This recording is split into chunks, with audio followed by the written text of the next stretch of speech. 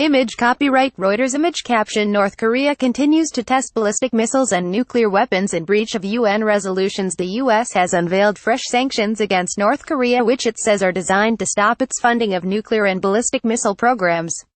The measures target North Korean shipping operations and Chinese companies that trade with Pyongyang.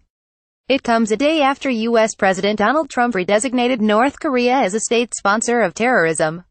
The North is already subject to a raft of sanctions from the U.S., the UN and the EU. The U.S. has been imposing sanctions on Pyongyang since 2008, freezing the assets of individuals and companies linked to its nuclear program and banning the exports of goods and services to the country.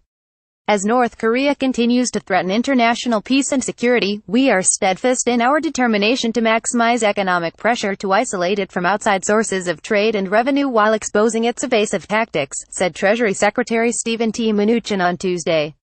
These designations include companies that have engaged in trade with North Korea cumulatively worth hundreds of millions of dollars.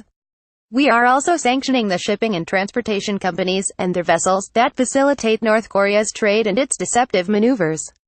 Media playback is unsupported on your device. Media caption Trump and Korea supported acts of international terrorism. 3 Chinese companies accused of trading with North Korea. Dandong Kahua Economy and Trade, Dandong Shang Trading and Dandong Hongda Trade are added to the U.S. Treasury's sanctions list.